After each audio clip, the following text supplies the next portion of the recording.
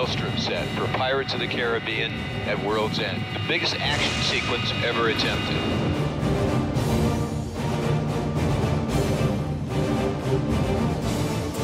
It all starts on a piece of paper and a napkin.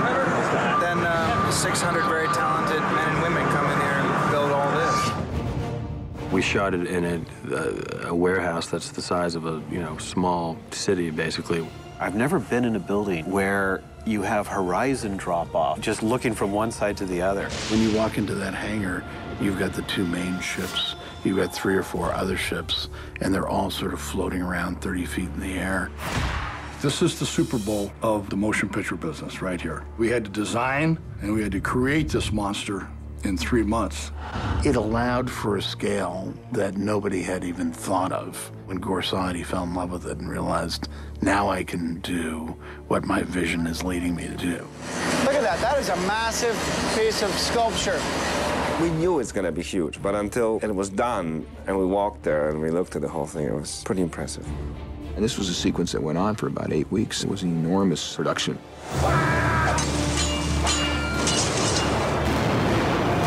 Let's just take a moment to enjoy the fact that we will never make a film this big ever again in your life. It's the end of an era, my friend.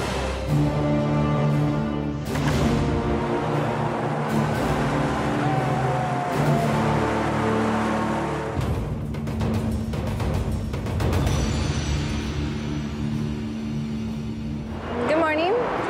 7:15 in the morning, Saturday, and we're going to move the Black Pearl. It's probably the heaviest set ever moved.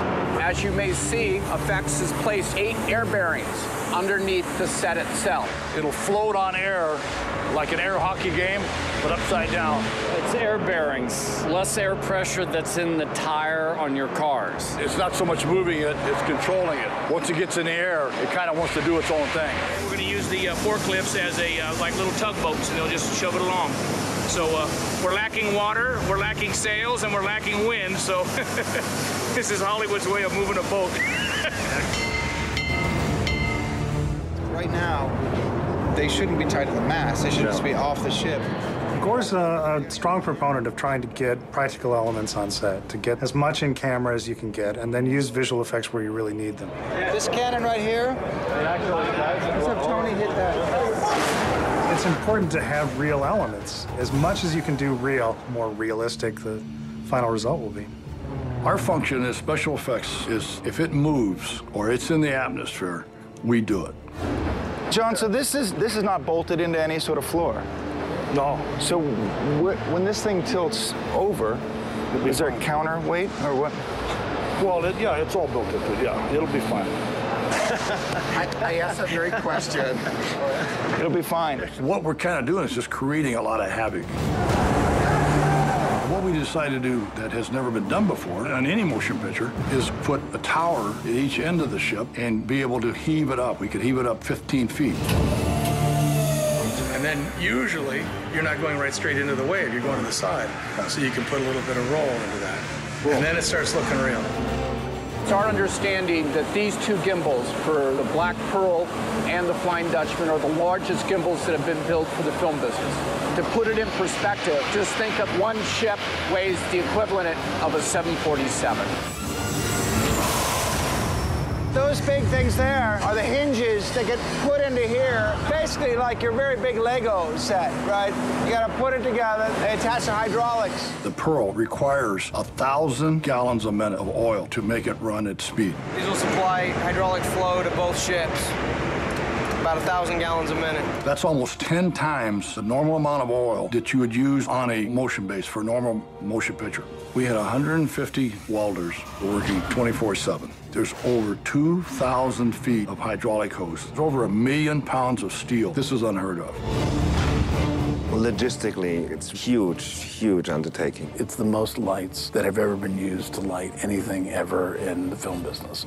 It's like Close Encounters of the Third Kind. You have 2 boats that cover 700 by 700 feet square. So if you make it on such a big scale, you're ending up with 1,400 space lights and 10,000 amp generators and several miles of cable and building catwalks, putting air conditioning so stuff doesn't catch on fire. Theoretically, it's very easy to draw it on the paper, but to get it done. The guys did a remarkable job. We have the potential here to generate about 105,000 amps of power. You could probably light a small city with that, I imagine. We definitely want the first shot, they all come aboard there. But maybe we then kind of reset and take a few of these travelers and have a couple of guys and go a little thinner, just so we have... Mix it up a little bit. It doesn't have to be 16 people every time. Right, exactly. But you have 16's nice.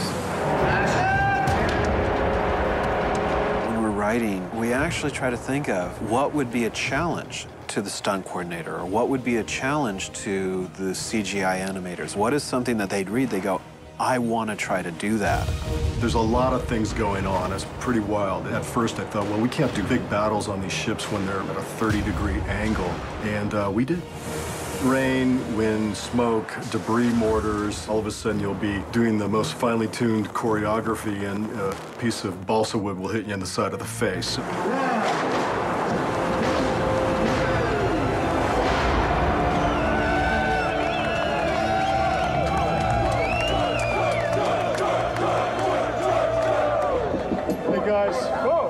Sentimental night, last night on the Black Pearl, and I just want to say your spirit and energy made this whole thing come to life. I thank each and every one of you from the bottom of my heart. I love you all, and God bless you.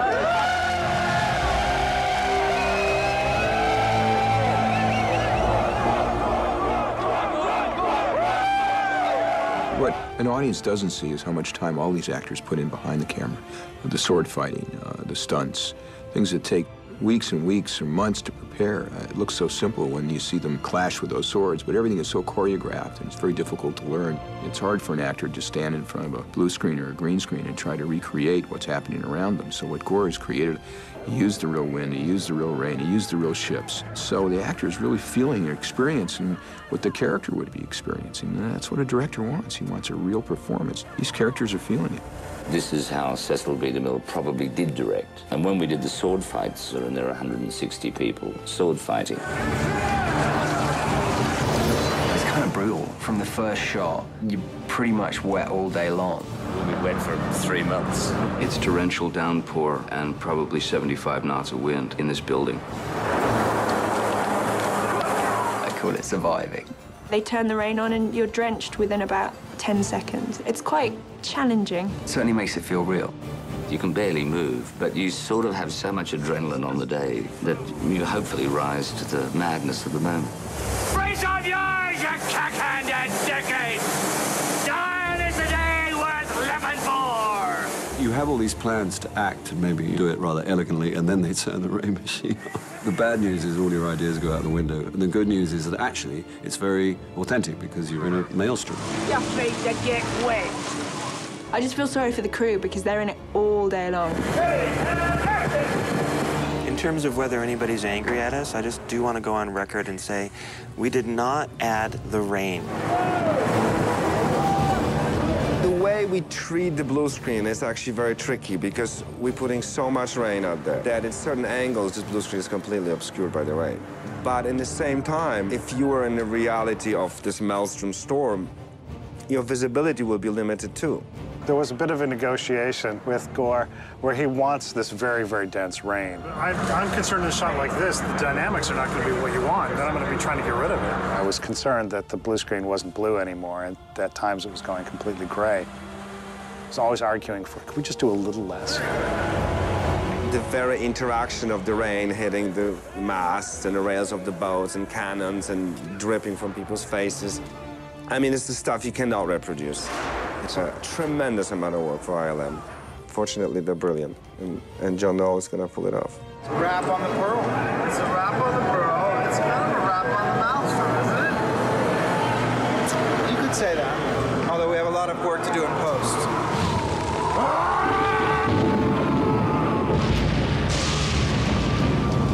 That final Maelstrom battle can't really be created without digital effects. And Gord has an amazing technical background in terms of having been a really accomplished special effects supervisor, and then also all of his commercial shooting before he ever went into feature filmmaking.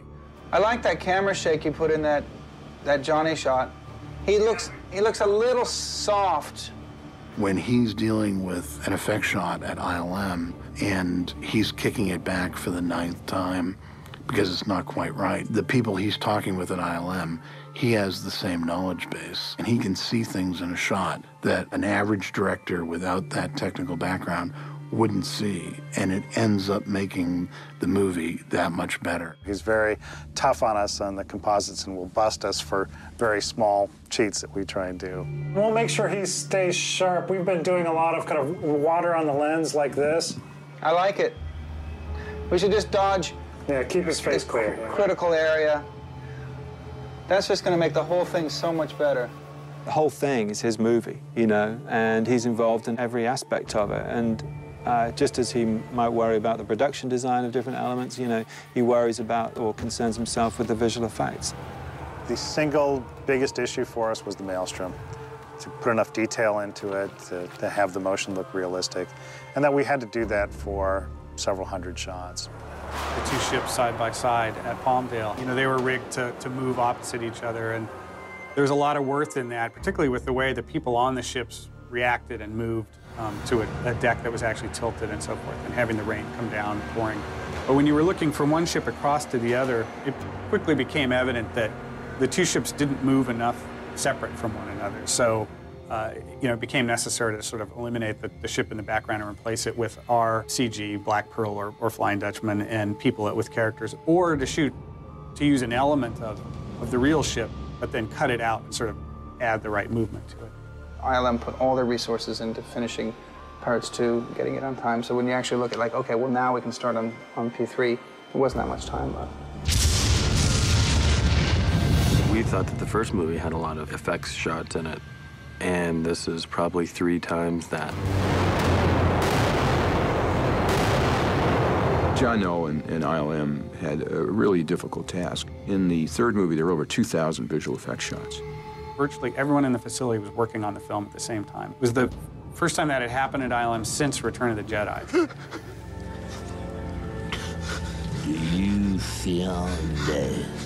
In Pirates 2, Davy Jones was the star, the character that we needed to integrate into many different scenes. And in Pirates 3, we had an additional star, which was the Maelstrom. Yes, we've had Maelstrom! Just love this shot.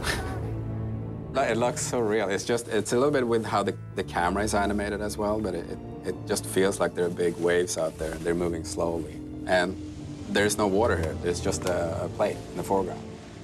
There's nothing. The tricky part was actually how to make the whole maelstrom spin around.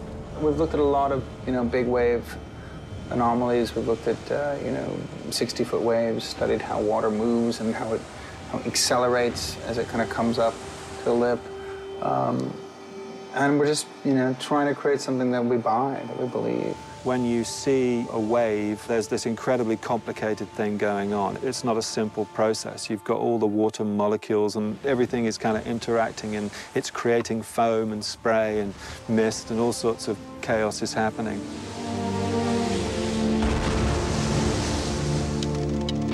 We at ILM have a team working at Stanford, and we've used those guys to try and analyze those kind of problems and come up with solutions. How do you create water? And it required a massive amount of computing time. I mean, it was just mind-blowing. It's not just something where you go, yeah, you know, that kind of looks okay. You know, it doesn't really work like that. You're trying to create this iconic moment in the movie. That's a good example right there. You know, the ship that takes the inside lane is moving faster and getting an advantage on the ship that's got the outside lane. So the water itself has to be moving faster inside than outside.